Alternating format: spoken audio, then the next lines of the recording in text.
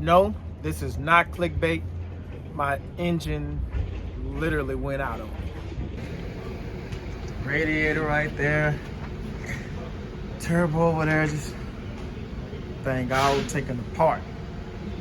All of it. That's how I look at the moment. Why you sleeping on us? Why you sleeping on us? No cap, we gon' have to make them believe us. Yeah, wake up, yeah, wake up, wake up, yeah. What it is, what it was, what it is, what it does. It's your boy Lean Trucker, back with another. If you're new to the channel, subscribe. If you've been here, I appreciate it. Been a little inactive, which I'm finna get into that here in a second. But yeah, if you like the video, share the video, you know, the others, if you feel like it can help them. My channel is typically about trucking, owner operator, trucking, also on the flatbed side, 'cause that's what I focus in on, based out of the DFW area and in Oklahoma right now. But yeah, let me see what else. Oh, obviously, not obviously, but some of you are new on the fitness side. I try to, you know, show some things that I'm doing to try to stay fit or lose some weight, you know, trying to maintain some semblance of balance of, you know, health. All right, so I'm gonna get right into it. Yeah, so earlier this year, January, was it 5th or 6th? It was a Friday. Anyway, this year is 2023, you know.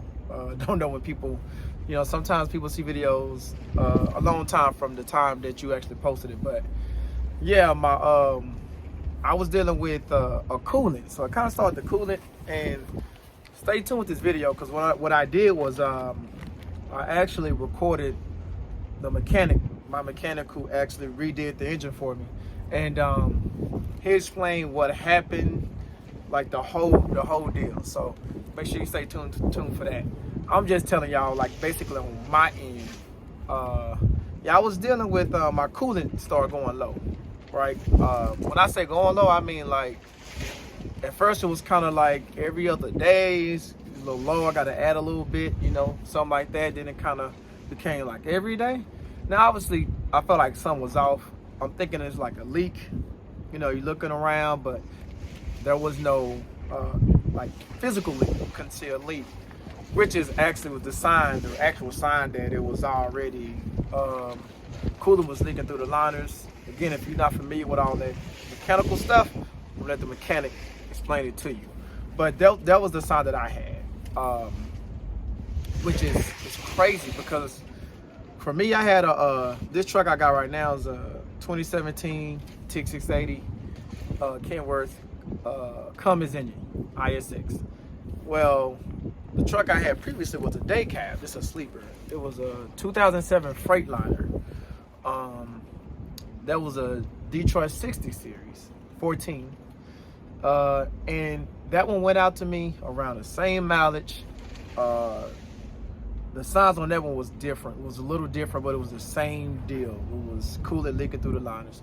In this case, I was trying to figure out what is it that I've done, you know what I mean? And I'll get into that in a second. But yeah, it got to the point where it was like started shooting antifreeze out the overflow side, which shouldn't happen. I guess it was just, you know, pressuring up too much or whatever, however you want to put it. But bottom line, I parked that day.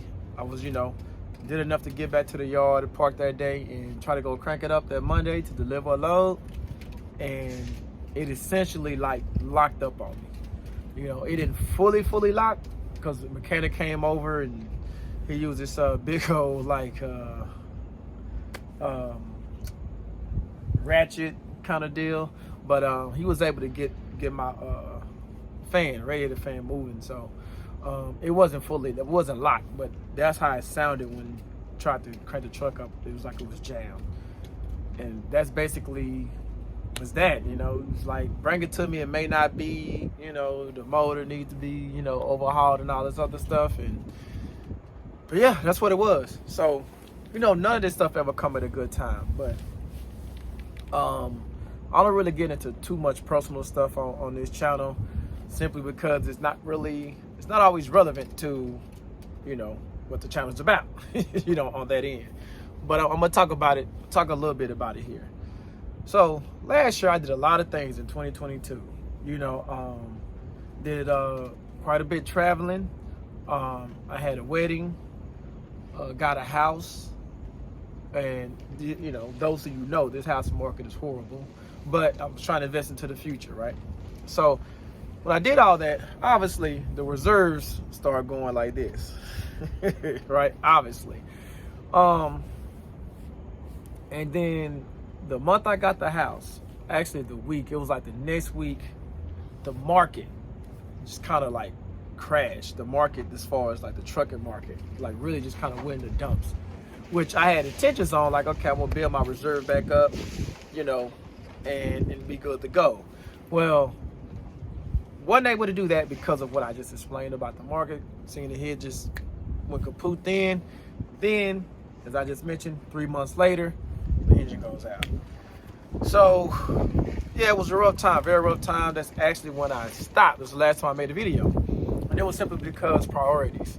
At that point, I had all the different thoughts in my head about different things about, like, should I get it fixed right now? Should I go work for somebody? Like, I had a lot of different things going through my head. Recording videos like further away, actually, and you know what? At that point, I had got up to, I don't know exactly how much, but it was low 200s. You know, I've since lost.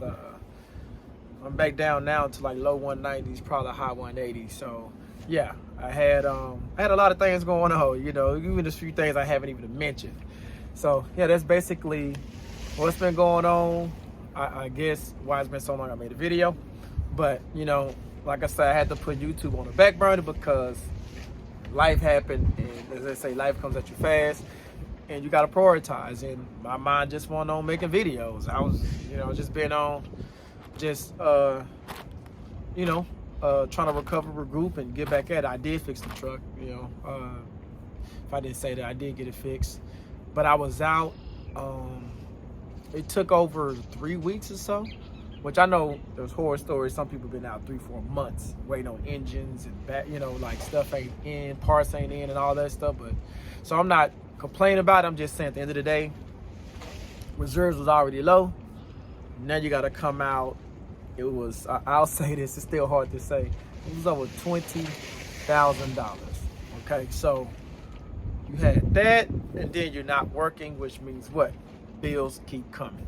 So this is the downside, you know what I mean? Like, it's some great things about working for yourself, you know, being out here, you get to call your own shots. There's awesome things about it, but that right there, that's the downside. That's the part that scares people away, understandably. You know, that's why I always tell people. I had somebody ask me a question on an older video, like wanted my opinion about them becoming an owner operator, and honest, I don't try to duck questions like that, but I can't tell you what works for you. You have to make the decision for yourself.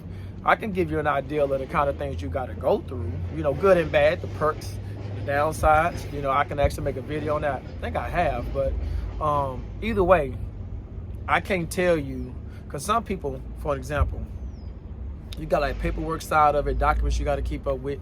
Some people don't want to deal with the paperwork of it. Some people don't want to deal with the unpredictability of the market goes up, goes down, you know, maintenance, repairs, like all that stuff. Some people, they just want to get the money. They want to do that part they used to drive, and they want to get to the money and make more money. But not everybody is interested in doing that thing. Like just a couple weeks ago, I spent half of my Saturday getting an oil change, getting a PM. You know, a lot of people don't want to do that. I didn't want to do it, to be frank with you. It took half a day because it was already trucks there. So it's not for everybody, you know, and I'm not the person who's going to be able to tell anybody what's for you and what's not for you. So I don't really try to steer people in a direction. I ask people what their goals are and you know, their outlook on it. But anyway, moving on from the beyond the part of when I mentioned timing is never great, right? On things like this. You never hear anybody say, oh man, it was a perfect time for my radiator to go out. I had to replace that too. It's like as soon as I got back in the truck in February, I had to replace that too. So yes, it's been rough, but let me say what I was going with that. yeah, it's never a good time. So beyond the stuff I just mentioned about a lot of things that happened last year, the reason why I want a good time was because, check this out. So for those of you who don't know, trucks in general, the motor goes before it goes out and start giving any problems. Minimum 800,000 miles. Some people have got 1.1 million miles before you gotta replace the motor. Mine went out at 570,000. So not only like any other repair, I could have sustained it.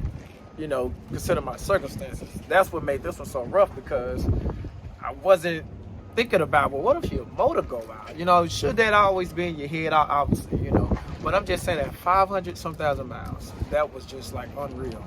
So it was just no warning. But before I make this video too long and keep on rambling, I'm about to get to the clip. But again, the clip, I think it's about 5 minutes long, where he explained all of it for the people who really, like I say, curious about that kind of information, or you know, with that side of it. I'm gonna throw that in here. But yeah, yet again, going forward though, I'm gonna be more active.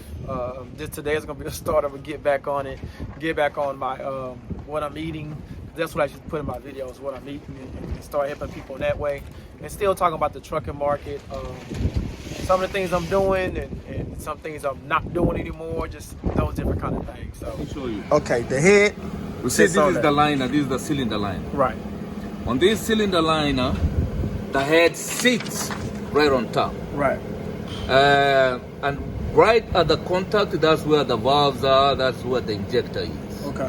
Right in this cylinder right here. This is the Okay. ball. So now what happens is, if you have a crack in the head is leaking water. Okay.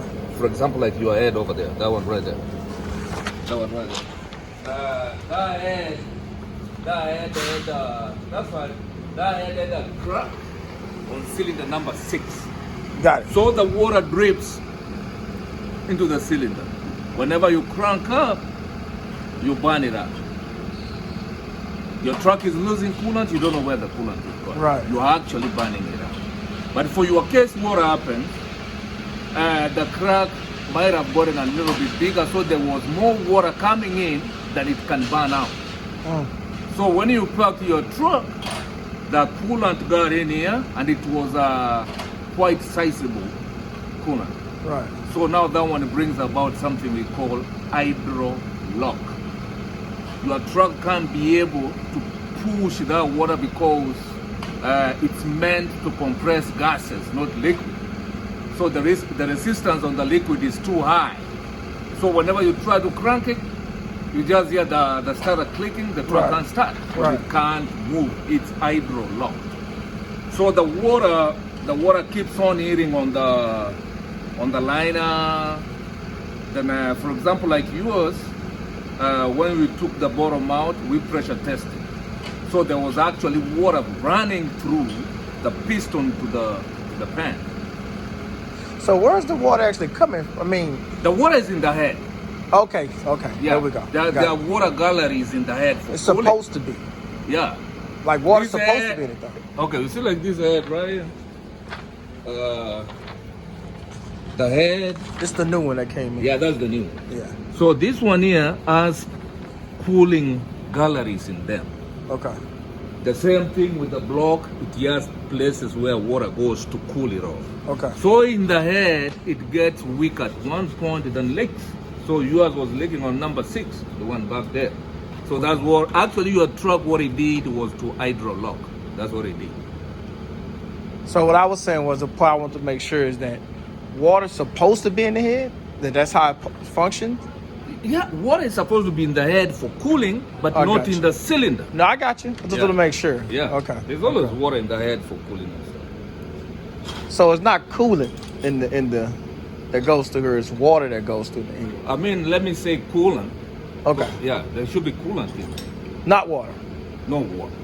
But what ended up happening was, when it started leaking in over there, it was leaking, still cooling, I guess. Yeah, that's coolant. Okay, coolant slash water. Same thing in this The case. same thing. Got it. Yeah. All right. Crazy. So there was nothing I could have done outside of. No, you are lucky. It didn't happen while you were driving. Because you see, if it was leaking too much while you are driving, it's not going to be able to compress it and push out the water anymore. Actually, you could have bent a rod, a piston rod. If that happened while you are driving, that resistance is too much. The piston or whatever is in here is meant to compress gases, not liquids. Right. It could have been too much. It could have bent a rod, like a piston rod, like that one. Yeah. Yeah, it could bend one of those. And what would have happened if that happened? If it bends it and you are lucky, it might bend it and the truck goes. Okay?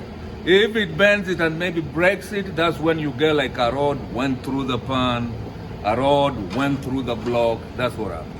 Okay, but when it goes through the pan or go through the block, what that means? What happens? Yeah, that engine is junk. So you can't repair it. Nah. No, you can, but you have to. It ain't working. No, sometimes it is, because you have to change the crank, get a whole set of piston rods. It all depends on what. Yeah. But the only thing that I could have done then, I couldn't have fixed it. But the only thing I could have done is when I noticed it was you could leaking. have done is this. As soon as you realize that you are losing coolant, but you don't see where it's coming going, from. you Yeah. could have taken the truck to the shop. Right. Let somebody check it out. Right. But for you, what you did, you kept. Right. Yeah, and Kept it was filling it up. getting worse and worse. So, but it was still going to be, the head was already done. Yeah, this Yeah. is junk. Yeah, it was already going to be done. It was just that it would have probably Yeah. saved a little Yeah. bit, maybe. That's it. Yeah, a little bit maybe. Plus another thing, when you go in here in a case like this one, don't go in here doing piecemeal job like, oh, if it was the head, just fix the head, you reuse the rest. No, you're going back right in there. This is the opportunity you have to redo the whole thing. The opportunities. So what we're going to use? Okay. Yeah. Keep it in mind. Stay on the grind. One day at a time.